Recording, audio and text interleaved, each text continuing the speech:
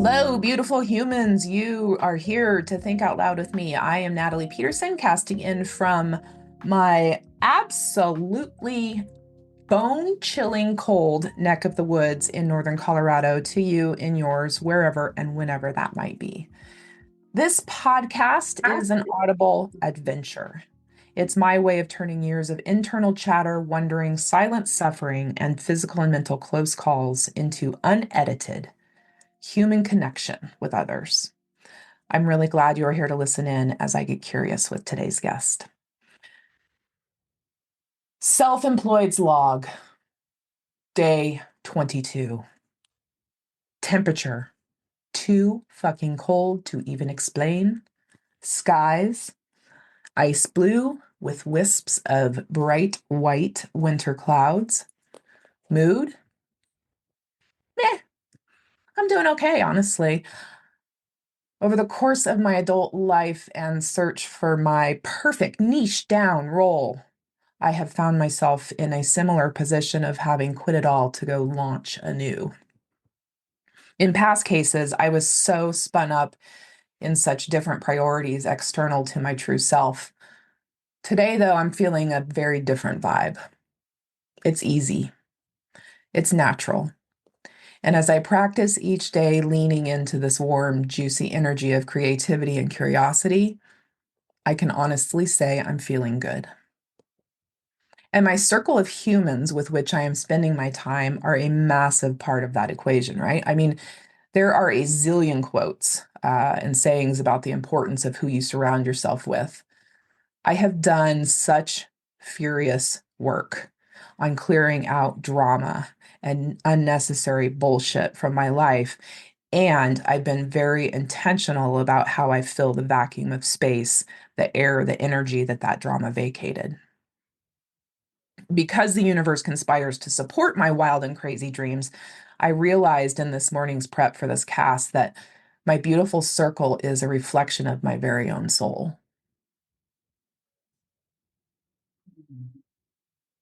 And so it is that I run with the likes of my guest today. Leah Johnson. This girl's on sabbatical. She's on an initiation and a wonderful adventure for her family down in Mexico. She is in San Sebastian. We're going to practice this. Yes. She's in a tiny little village, one of five outside the pyramids of Teotihuacan.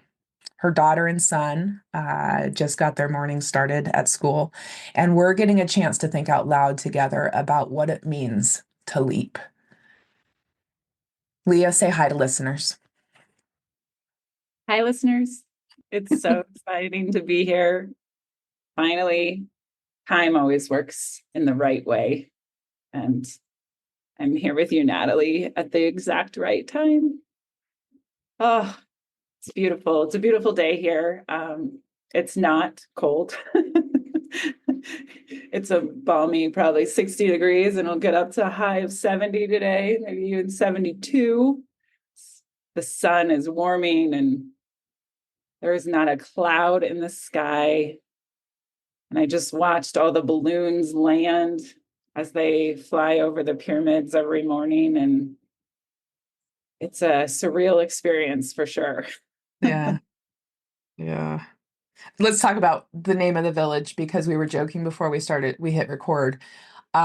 If you say it a certain way, for the taxi driver, or for whoever you're having bring out, you get a certain type of response. Can you share what you were telling me?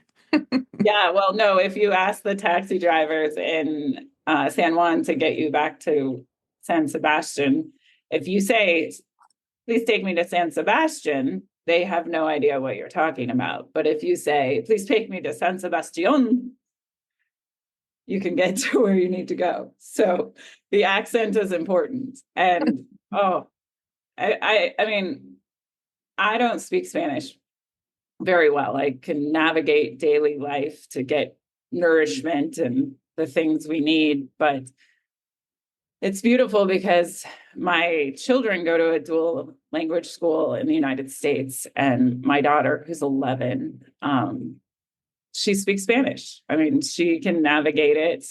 She's never been immersed like this, but and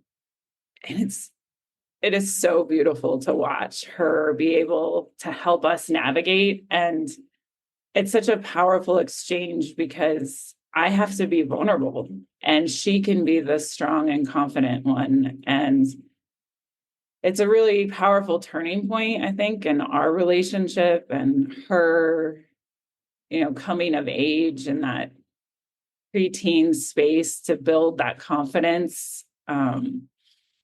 And watch me have to be vulnerable.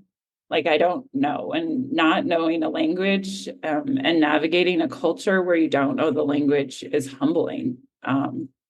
You have to, I think about that every day when I drop my kids off from school or I'm standing outside in the afternoon to wait to pick them up.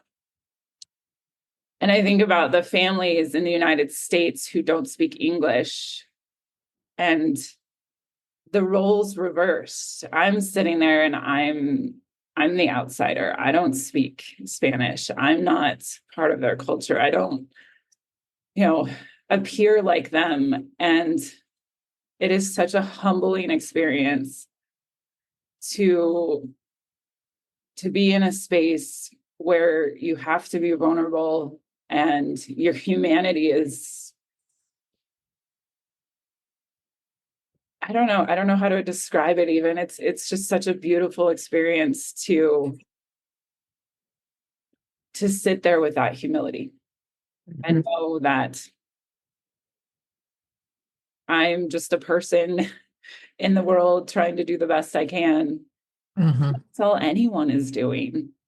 And for Mm-hmm. their family, for their children. And it's just a really beautiful experience to watch and be a part of. Yeah. Really.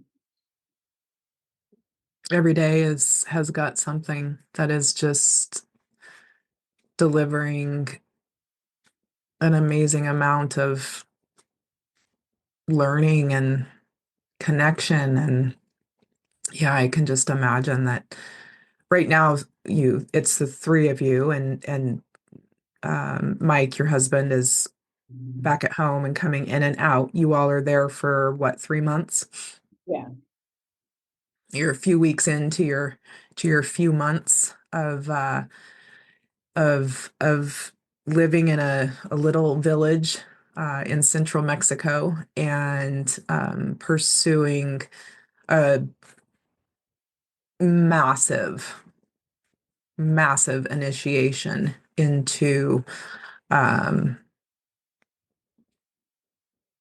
just a metamorphosis. I use that word intentionally too, just of everything that your heart wants you to be. And um, I'd love if you would spend a few minutes just sharing some highlights of your journey so that we can get some context around what it means to leap.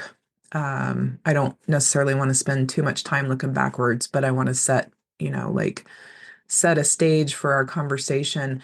And then, if I can, in my ever controlling way, um, when we talk about leaping, um, I want to recreate the story specifically with the initiate um, at the temple there in the pyramids. And his first, do you know the story that I'm talking about? I'll have And to, we'll get there. there's We'll so get there. many stories of the Right. pyramids. Where shall I go? Right. Right. Well, we'll see where it takes us. But let's rewind first Yeah. and let's set the stage because uh you know for those that don't know Leah, she has a beautiful past, rich with adventure. Um, and now she sends a bio this morning for my cast that says, uh, it's like one line. So I'm having her write this little introduction more because she's very much a beautiful, beautiful work in progress. So I'll hush now and let you start your story. Well, I mean, that's what we all are, is a constant work in progress. I Yeah. mean, work is never done. And the journey is the process, and being willing to say yes to the journey and go into the unknown, where it can take you to places that you never even possibly imagined. I mean, my journey here in Mexico started 13 years ago. I came on a spiritual journey with my dear friend and teachers, Iva Peel and Emily Greaves. And I mean, when I came here, I didn't believe in God. I didn't believe in anything. I was desperately sad. My mom was dying imminently of cancer, and she had been sick for 8 years prior to her death, which was just, 6 months after my first journey here to Mexico.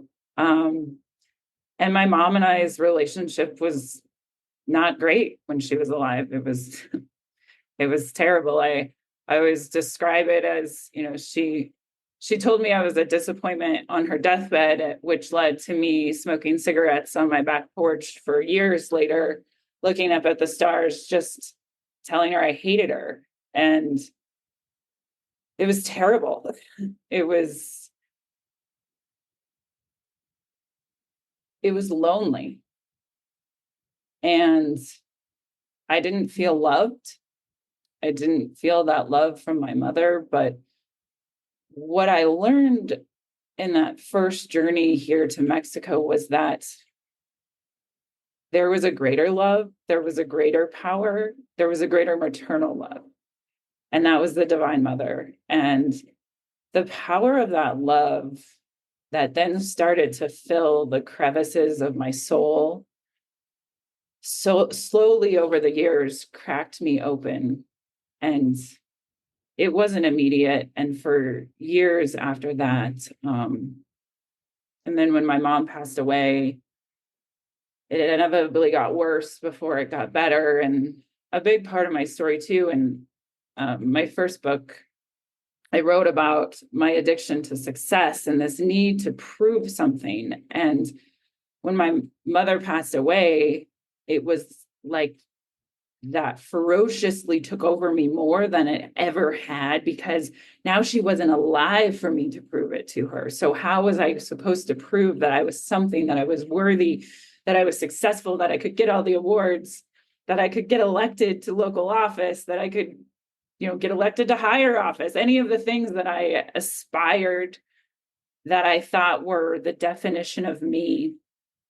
And then when inevitable failures came, I filled the void with alcohol. And for years, I struggled with that secondary addiction to stop the endless chatter, the mitote, the itty bitty shitty committee, whatever we want to call it, in my head that just told me I wasn't enough.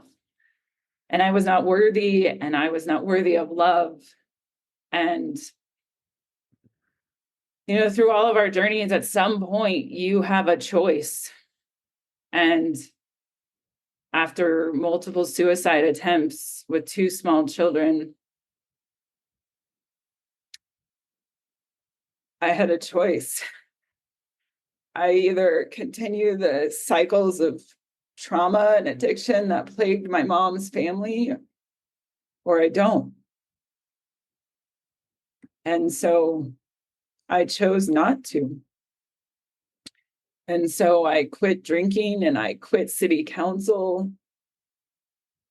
And I said, at that point, I'm going to be different. I'm going to do life differently.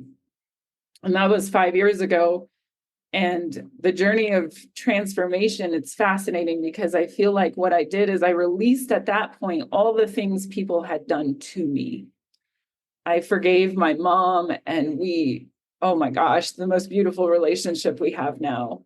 That woman is in my life on every moment. And she is guiding us and empowering us through creativity and love. And I could have never known her in her physical form the way I know her now, and the beauty of our relationship now. And I healed that, and I healed, the sexual abuse trauma and all of that. I healed all the things at that point that had been done to me. But what I had not healed is the things I'd done to myself. And that's the hardest part. That's the ego, right? Like these are, my career in politics was who I am. And that's all anyone had known me as. And that was what defined me. And that success was what I couldn't let go of, because it was the defining thing that I thought made me worthy. And over the last 5 years, as I've slowly released that too, I realized that none of that is me. Those are all just roles I play, even mother and wife and daughter. What I realized at my core is I'm a person of deep love and conviction and passion. And I show up, and I've always felt the need to speak my truth. And so I'm giving myself an opportunity by quitting politics and diving deep into the spiritual realm, deep into my creativity, deep into my writing, deep into my mothering, to live life differently, to live life more beautifully, with intention, to create the world I want. Having worked in politics for 25 years, I am overtly aware of how the world is.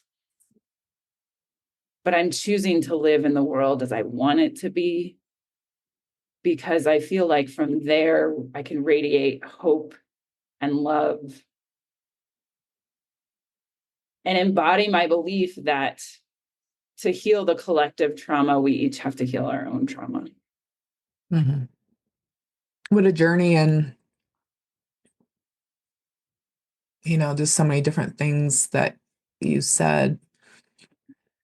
Yeah, just hit in so many different ways, and then there's uh the really loud voice that sits on my shoulder and says, I am so glad I know you. Me too. Yeah. Mm. Yeah, just to it's one thing to be with someone who we see the concept, we see the idea of taking a leap, and we in our scroll, we notice these stories that talk about, I had 2 cents in my pocket and this, that, and then I had, and not to take away from that being legitimately what happens to people. I guess I call it an awakening, a shift, such a moment of impact in your life that something says something's got to change. It's the moment we pick ourselves up off the floor and say, no more, no more of this shit. I'm going to turn this around. And I think in listening, I think I'm left with the biggest impression I got was this vision of, we are so conditioned to live as, and it relates to what you're saying, like things external, and keeping up with a certain set of labels and comparisons, and this we face in a direction of reacting to um, all of the things that we're being told matter or don't matter, right? Um, Well, I mean, our lives are constant juxtapositions, right? Like there is, and you have to reconcile the things that are being thrown at you with what you experience and how you internalize it, and then what you put out, mhm, right? So there's a lot to process. And, with the way we live our lives these days, information is constant, it's endless. And so, again, it's about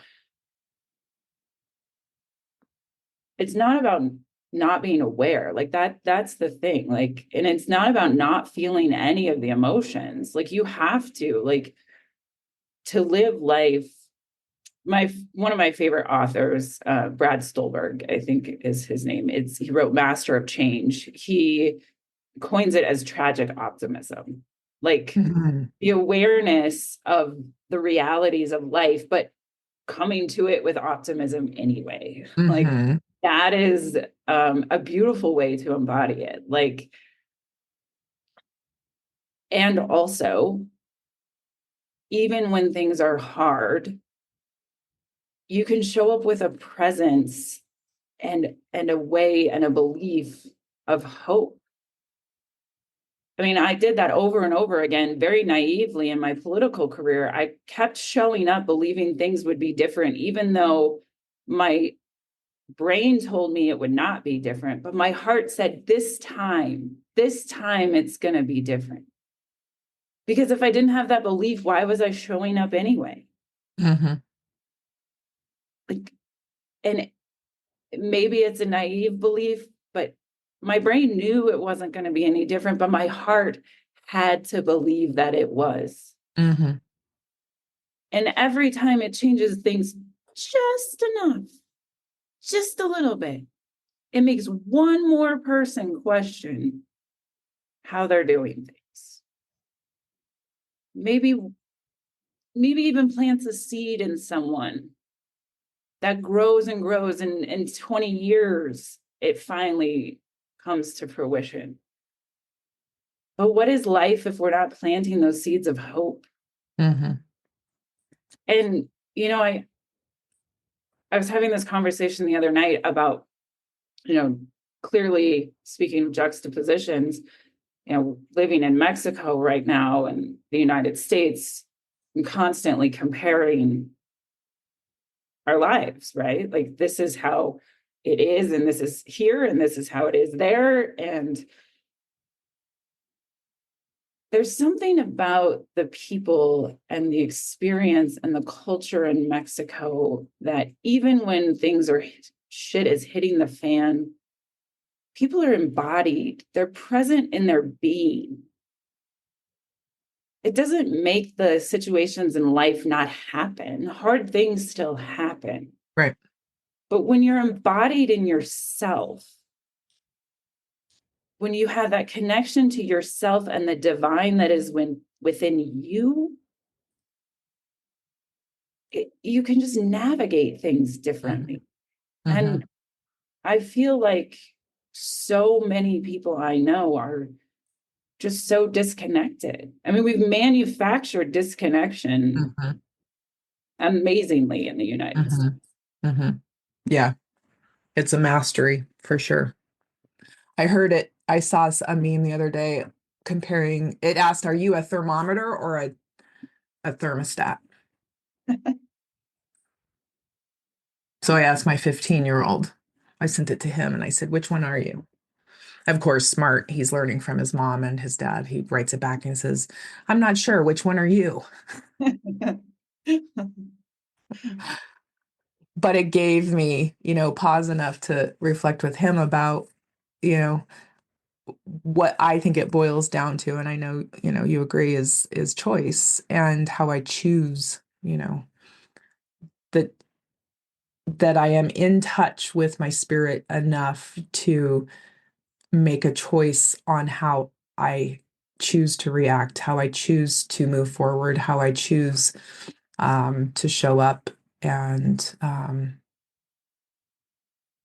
I too, I think back to days of my youth, just the naivete that it makes me smile now. Like it was exactly,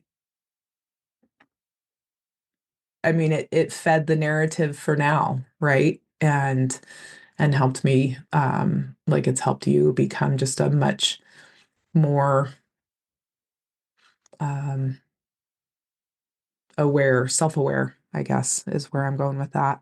So you are down there for a few months. Your focus is on releasing, the purge of energy and whatnot, and just acclimation and initiation into your new surroundings, where you're spending your every 24 hours has taken some settling in. What are you down there doing? And tell me what your day has been filled with. Yeah, well, I mean, it's purging the patriarchy, it's purging the systems. I mean, this entire experience is about creating a platform to do life differently, right? Mm-hmm. And had I just quit politics in the US and stayed there, I know I wouldn't have had the ability to truly reflect and grow and embody what it is that I want to bring forth. Mm-hmm. And so, and this is very much a process of co-creation. Like, it's funny, I've been reading a bunch down here and reflecting and writing and all of that. And this idea that, well, if I think it is so, then it must be so is not how Mm-hmm. it works. Like, it's a process of co-creation with her. You have to show up. And when you show up, then she comes alongside of you and creates the synchronicities and the power and the beauty of that. And that's truly what this experience is about. It's about showing up differently. And, you know, our days are so much simpler. Um, when you live in a small Mexican village, it's not that you go to the grocery store for a week and it's good. I mean, meal planning is sometimes, a meal by meal thing. I have to run out and grab things because it's just how it works. And it's just right there. You go to the chicken shop and the vegetable stand and the bread, the bread store. And every morning I get fresh squeezed orange juice. And, it's simpler. And there is a beauty in simplicity. And that is the beauty in survival, for lack of a better word, that the motions to nourish ourselves being almost not almost being prayerful for me. It's just that process is really beautiful, and it brings it to life in a way that, just one trip to the grocery store every week and then we're done. It just doesn't do the same trick, right? And so, Mm-hmm. and then my kids are going to school. So while they're at school, I spend a lot of time writing. Halfway now through my second book. So it's exciting to deepen my voice. I've always felt like I had a voice, and I've been always opinionated and spoke my truth, but I feel like my truth was jaded by ideas and concepts of what I was supposed to be. And I was in politics, so I was really good at tapering messages to what needed to be said to get what needed to be accomplished. And now it's this process of my unfiltered voice. And Mm-hmm. what's that look like? And the power that comes from that. And I've always said the things that no one else would say, but even going deeper into that, it's truly finding my voice, finding the divine within me, and co-conspiring with her to create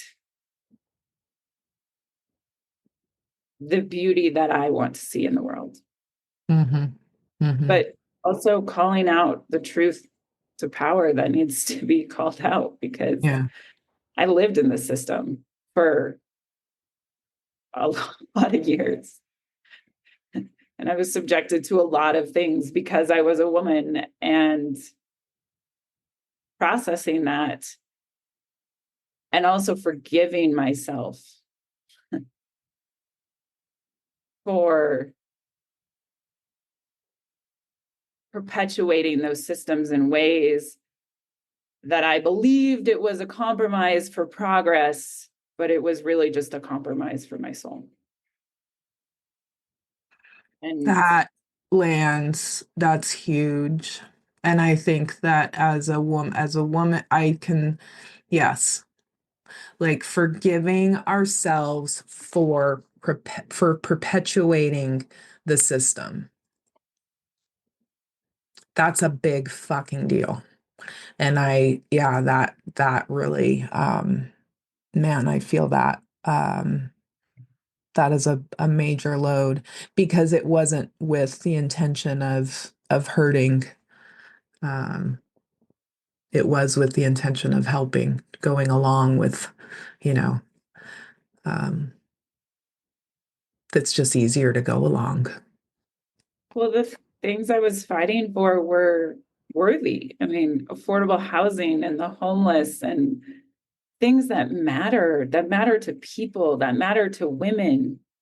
I mean, when I look at stats and overwhelmingly, single mothers are faced with the lack of affordable housing more than any other demographic, right? 100% of women who are homeless have been sexually assaulted. Those stats are real. Those are humans that I was fighting for, and it mattered, and the work mattered. But sometimes the compromises I had to make to get what I believed was an ends to a means, it makes me nauseous, honestly. And I have to forgive myself for that. But my intentions were pure. And, it's like Maya Angelou would say, you're doing the best you can at that moment, and you have to forgive yourself, right? And When you know better, you do better. Yeah. right. Yeah. And Yeah. so when that awakening happened and I knew better, that's when when I Hmm. could release that ego and that identity and realize that my work to change the world and make the world a better place was individual by individual, empowering people to heal their own trauma so the collective Hmm. can move forward.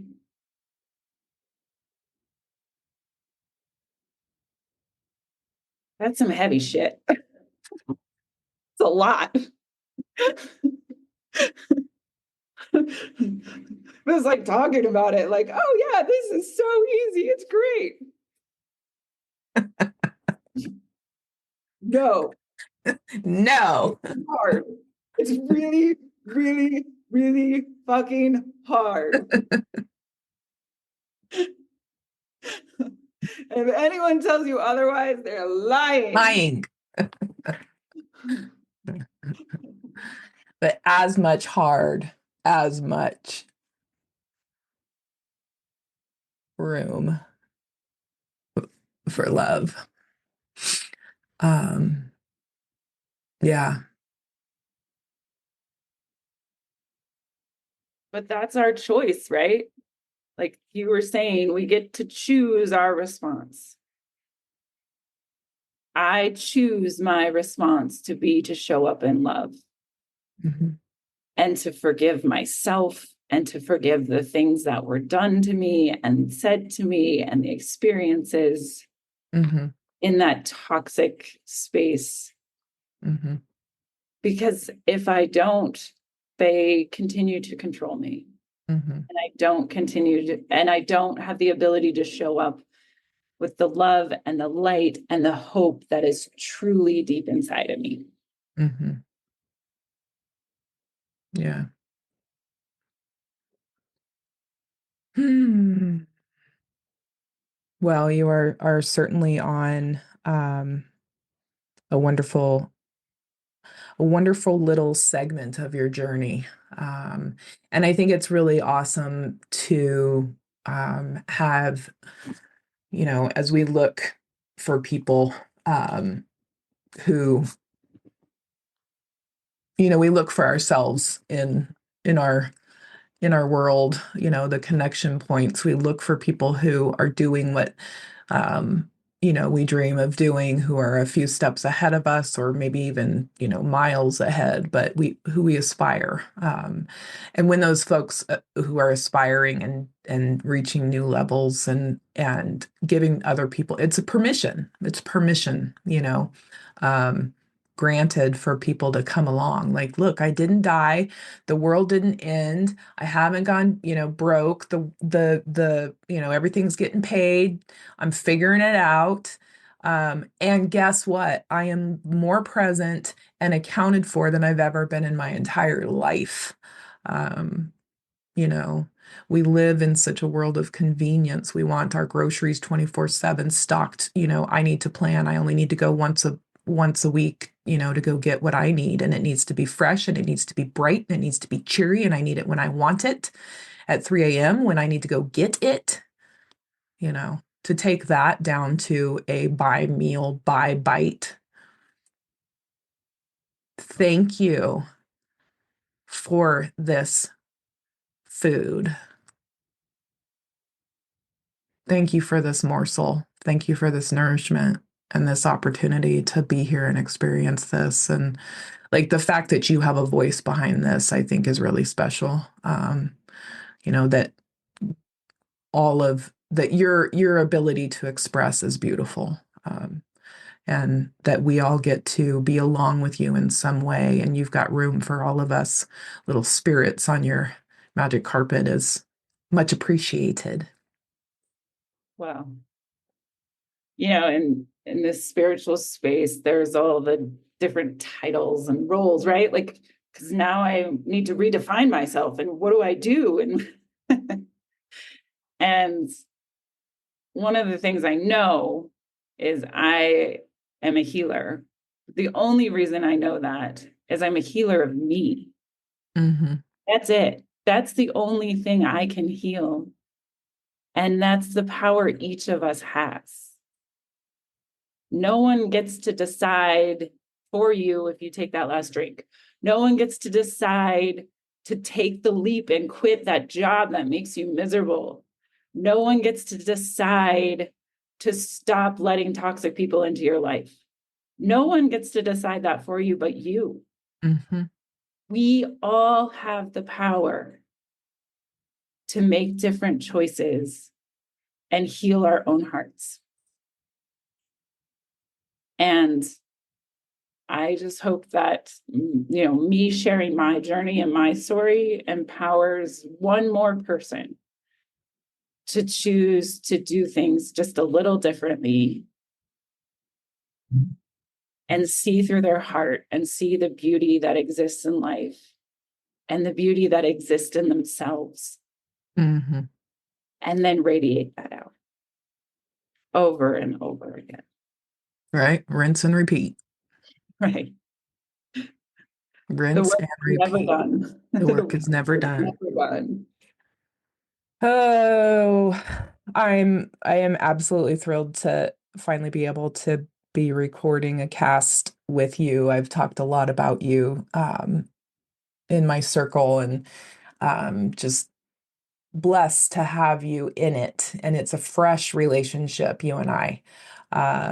But we continue. It's fresh enough still anyway that I still talk about. You just wouldn't believe we ran into same circles and we just didn't know each other for so long. So it's still fresh enough that I'm telling that part of it. I feel like we'll Um, be feeling that part of it forever. like the Leah and Natalie show walk in and they say, "How did you meet?" And then we look at each other and we're like, "Do you want to tell them or is it my turn?" Right? Um, But funny enough, Leah literally, we live minutes from each other when she's not gallivanting off south of the border.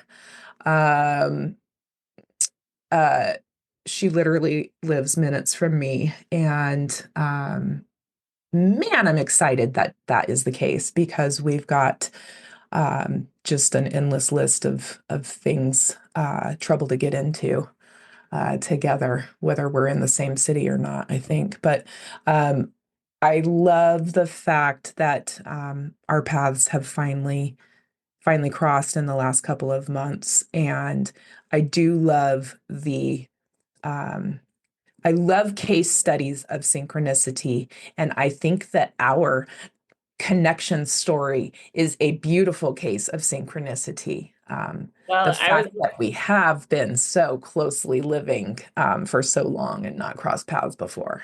and I discovered you through your podcast, and I was That's what I listening to love. your podcast, and then you emailed me like a day later, and it was the craziest thing.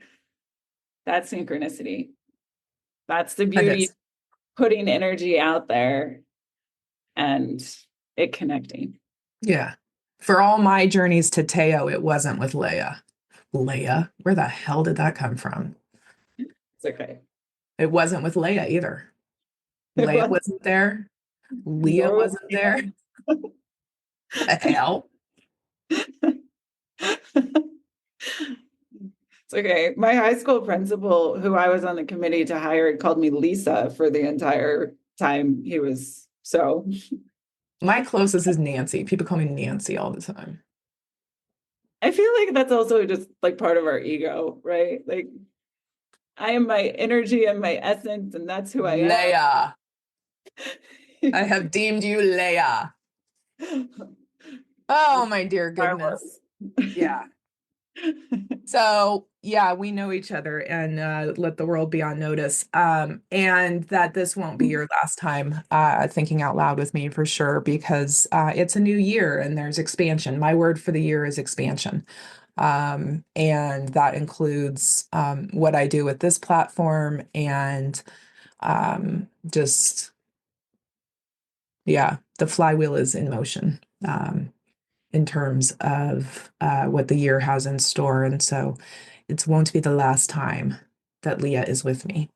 But in the meantime, I really want people to be able to follow along with you. And to you have some incredible opportunities that you're leaning into yourself, like doing things from Mexico, so people can experience it. And so, along with how to be in touch, can you just share with folks what you're up to? Any kind of special classes or opportunities for people in the coming few weeks or more?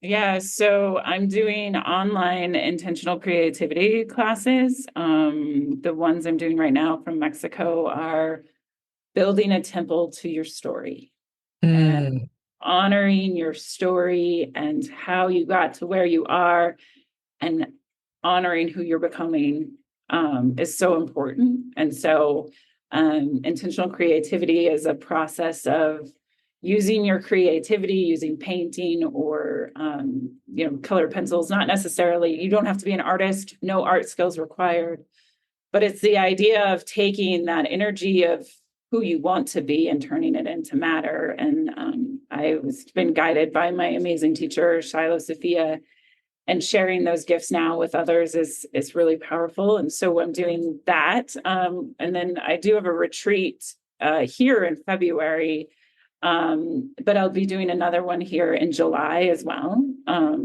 July 14th through the 20th, I think. It's a week-long exploration into yourself, and going deeper amongst the Toltec pyramids, which we didn't even really get to talk about. Like, what? as I mean, like there's so much, yeah. I What? know. What? The amazing energy of Teo itself, the power of this place to open your heart to receive and release.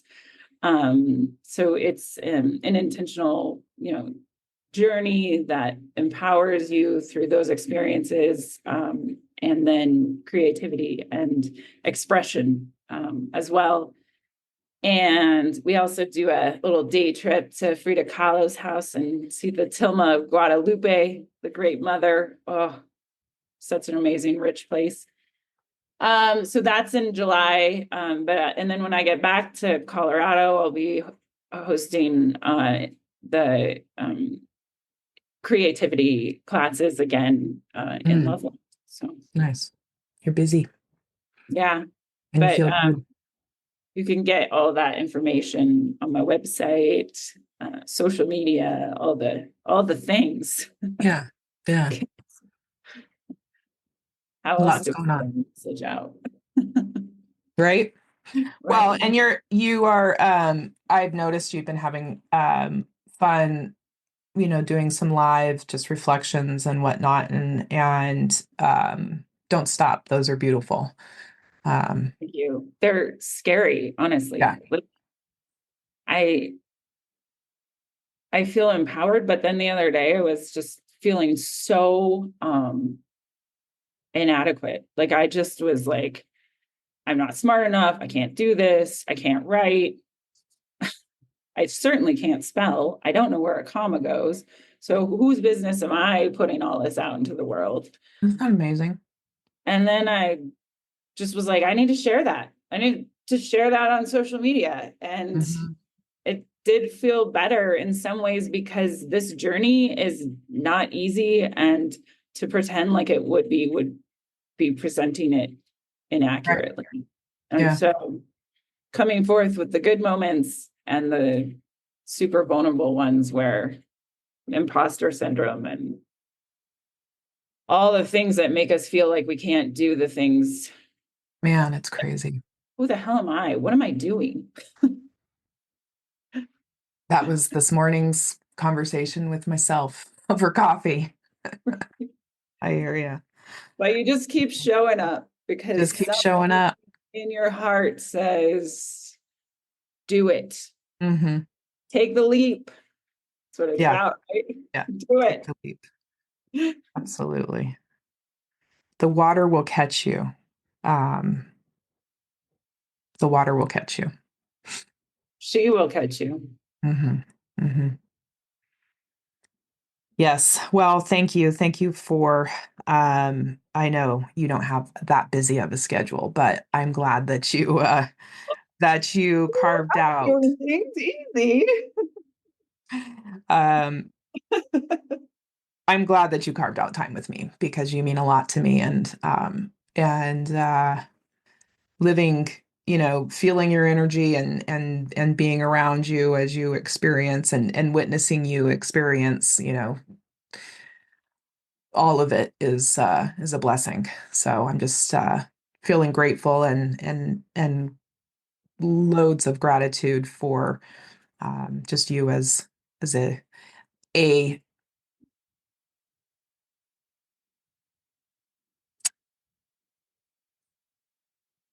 yeah.